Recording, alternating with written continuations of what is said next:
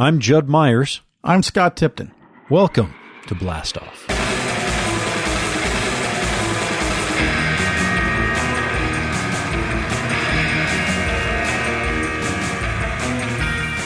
Welcome, everybody, to the Blastoff podcast. I'm your host, Scott Tipton, and I'm flying solo today as my co-host, Judd Myers, is off on assignment. You might say he's Blastoff's foreign correspondent, journeying to remote lands far away to bring back some great interviews for us in the weeks to come.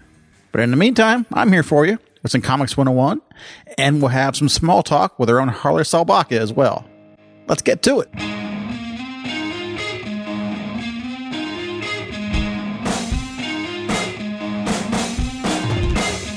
The history of comic books, the characters you love, and the people who created them.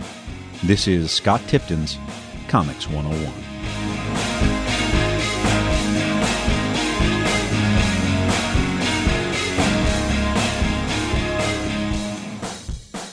By 1940, the rampant success of Superman was obvious. Publishers were tripping all over themselves to get the next superhero comic out the door. However, creators were cautious. National Comics' successful legal action against Fox Comics had recently ended the derivative Wonder Man feature from Eisner and Iger Studios. So what to do? Specializing was the answer.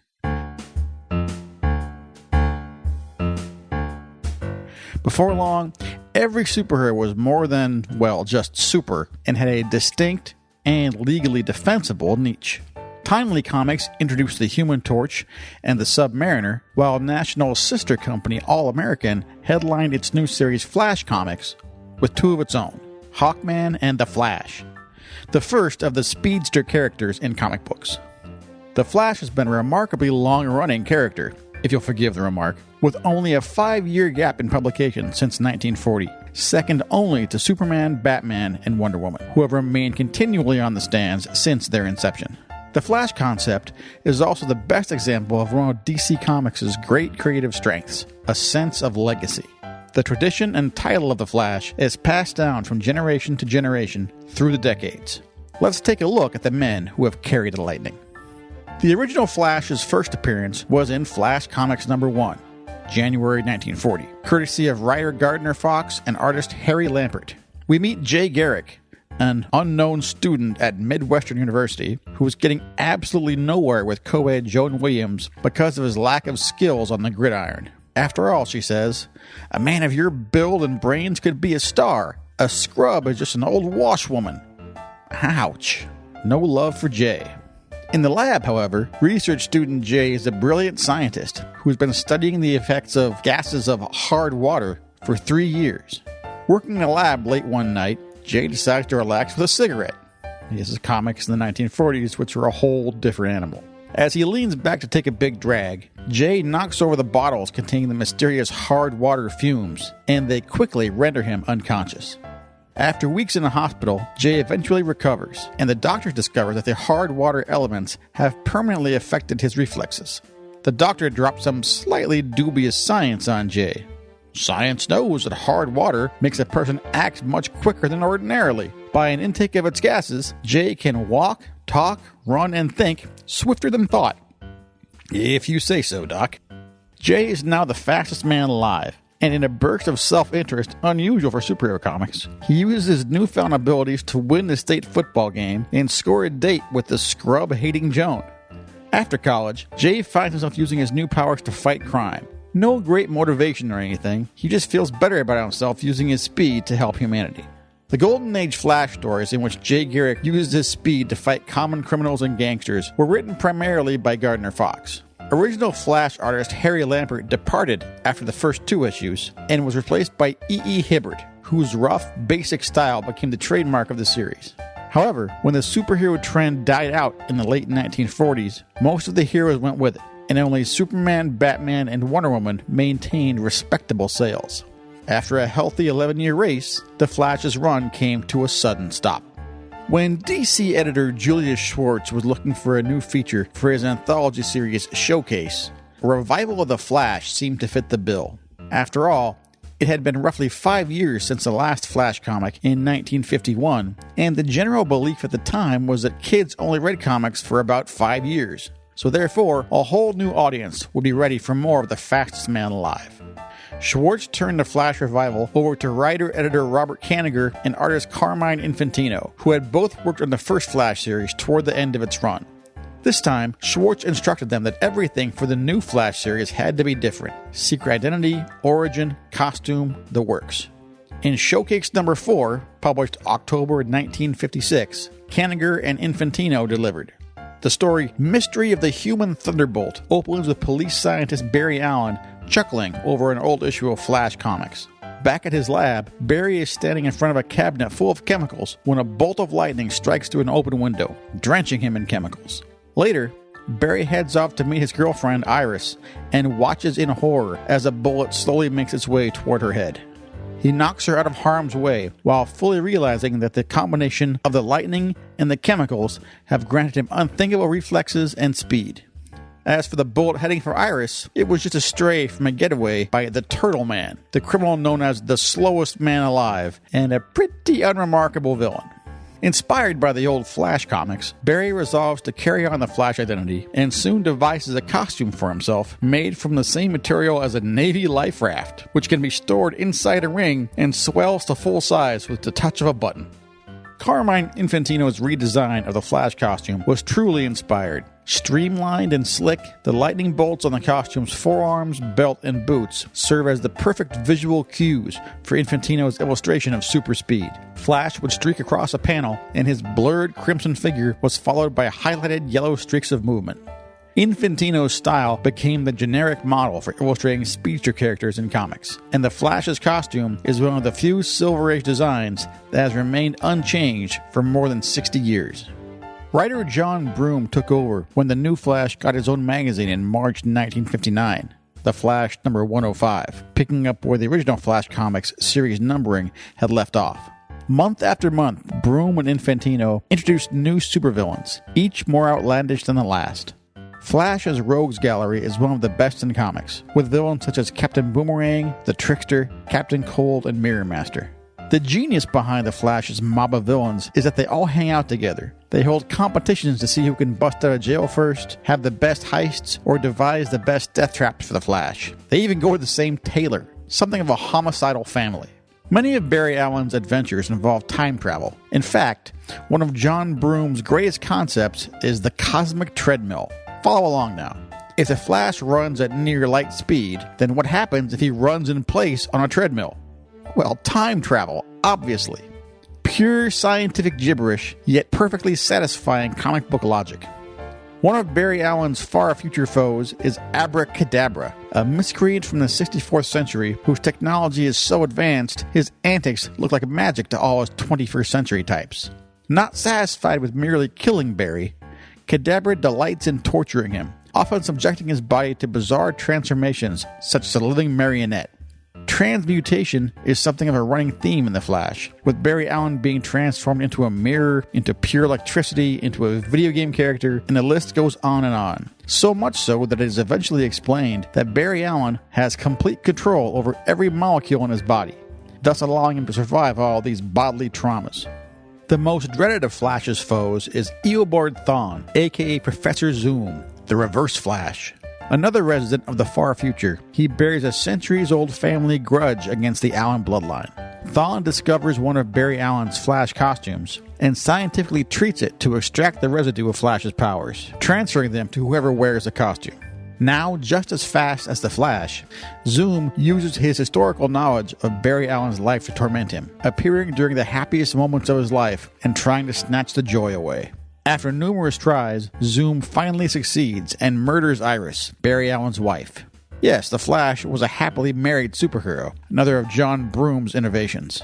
Barry Allen mourns, grieves, and moves on, eventually meeting someone else, a young woman named Fiona Webb. Barry and Fiona's relationship grows over time, and on their wedding day, you can probably imagine who shows up. Only this time, Barry plays for keeps and breaks Zoom's neck in a struggle. The Flash's murder of Professor Zoom sets off a lengthy storyline in which the Flash stands trial for manslaughter. The series ends with the Flash number 350 in October of 1985, when Barry Allen leaves the 20th century forever to live with his miraculously resurrected wife, Iris, in the far future world of the 30th century. Unfortunately, Barry and Iris enjoy only a few weeks of renewed marital bliss before DC's epic miniseries Crisis on Infinite Earths hits, and, well, it does not end well for the second Flash. After 29 years of publication, Barry Allen is dead. The Flash, however, is destined to keep running. Back in 1960, Broom and Infantino had introduced Wally West, Iris' nephew and the world's biggest Flash fan.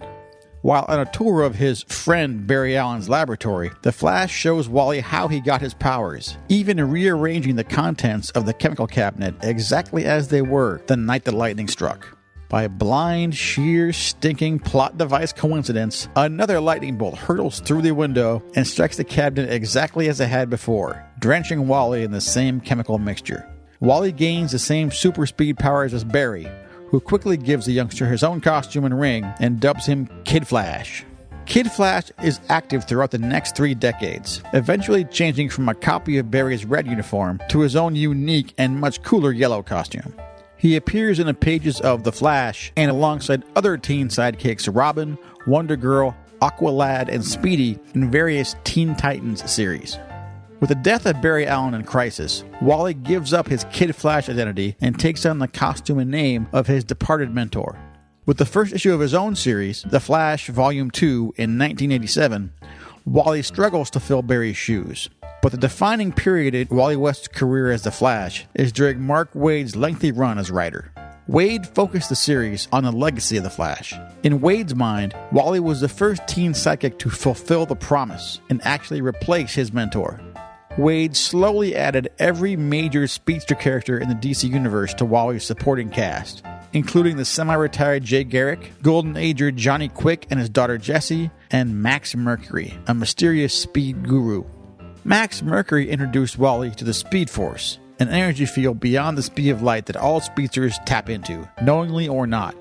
As Wally taps into the Speed Force, his speed increases dramatically and reaches levels of velocity previously only matched by Barry Allen.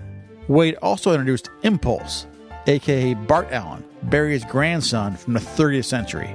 Bart would have his own brief run as Flash in 2007, but negative reception from the fans and poor sales led to his untimely demise and the return of Wally West. Mark Waid's Flash run lasted nearly 100 issues, starting with number 62 in May of 1992, and stands as the best treatment of the Wally West character, and is second only to Broom Infantino as far as Flash comics go. Aside from his supporting appearances on shows like Super Friends and Justice League, The Flash's sole foray into showbiz was with The Flash, his 1990 live-action television series that aired on CBS. Produced as a reaction to the smash success of the Batman movie, the series showed a heavy Tim Burton influence, from the title character's over-sculpted muscle suit to the Danny Elfman score. Unfortunately, it had none of the Batman movie's vitality or innovation. Starring John Wesley Shipp as Barry Allen and Amanda Pays as scientist Tina McGee, the series had none of the wild, manic action or colorful visuals you might expect of a Flash TV show. Instead, Flash mostly found himself fighting dull thugs and mobsters, with 1 or 2 overly produced special effects sequences each episode. The producers tried to liven things up with supervillains once or twice, the most successful being Mark Hamill's 2 appearances as the Trickster, but overall, audiences were bored and the series ended after 22 episodes. It was only in recent years, with the CW's new version of The Flash, that we really saw a TV series that really captured the excitement, the fun, and the almost craziness of a really good Flash comic. 3 seasons in, and CW's Flash series seems to be well on the way to becoming the model for how to do a superhero TV show.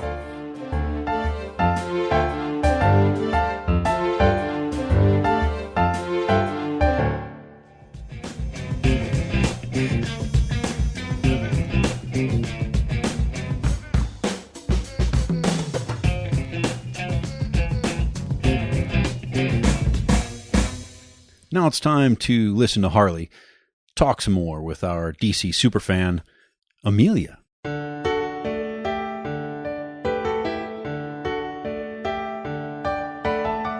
Some of our best customers are some of our youngest. I'm Harley Solbaka, and this is Small Talk.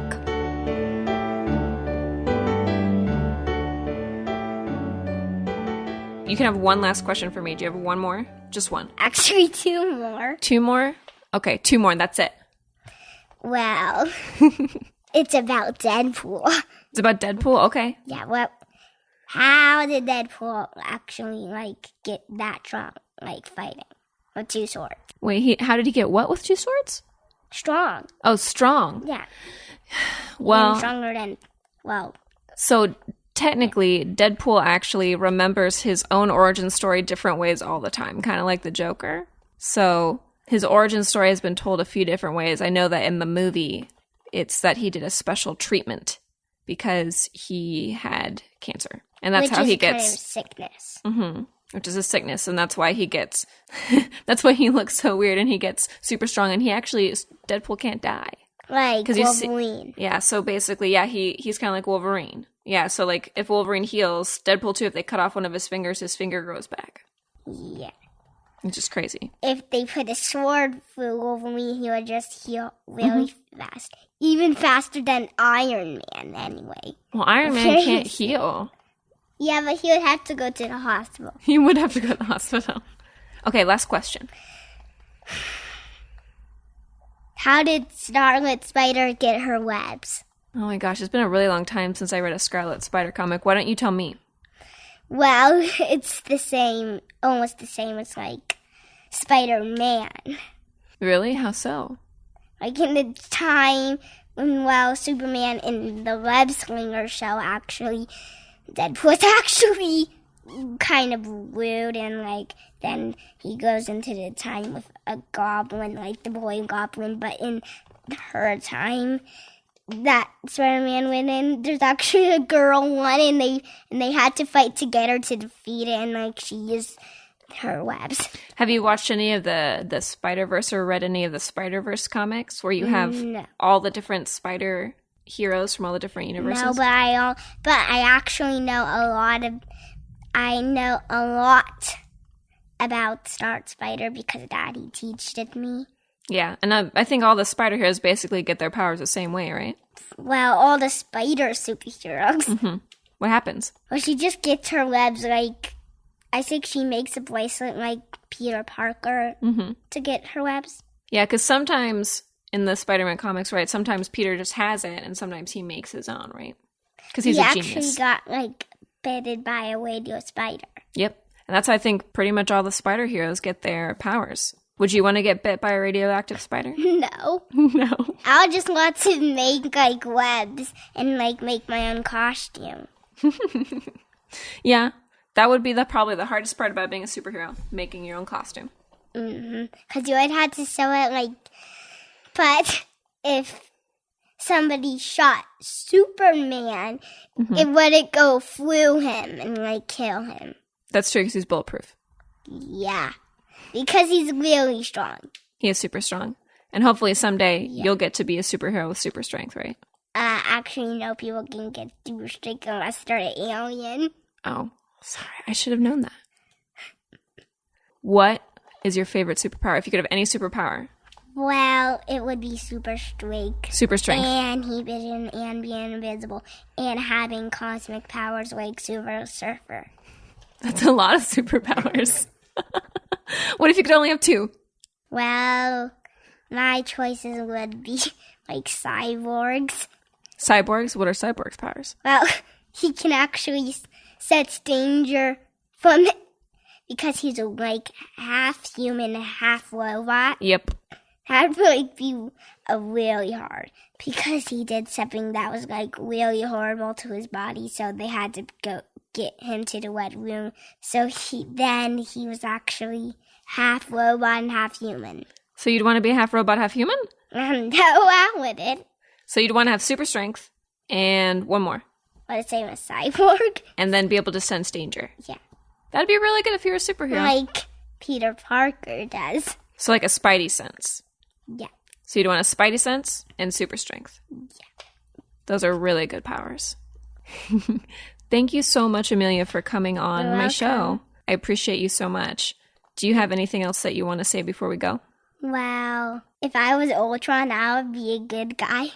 That is the best. I wish Ultron was a good guy. Yeah, but he used to because he's the good guy robot, and then he turns back to his normal self and Ultron.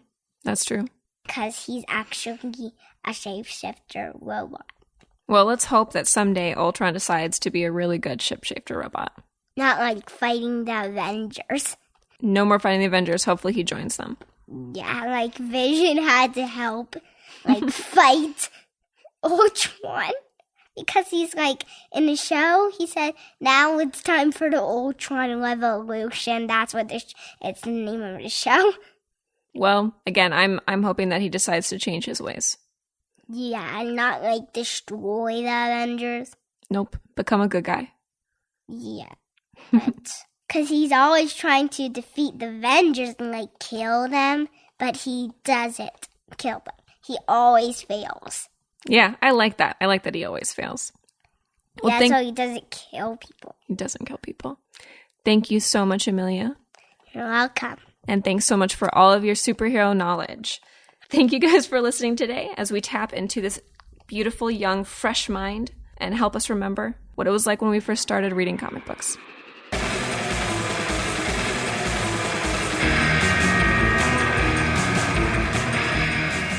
The Blastoff podcast is produced by the Colonel, Jeff Fox, Scott Tipton, and me. Original music is composed and performed by Derek Anthony Gray. You can find more of his musical compositions on his website, DerekAnthonyGray.com. For more information about anything you've heard us talk about today, check us out online at BlastoffComics.com. We have an active Facebook presence, so check us out over there on Facebook. And you can reach us on Twitter at BlastoffComics or on Instagram.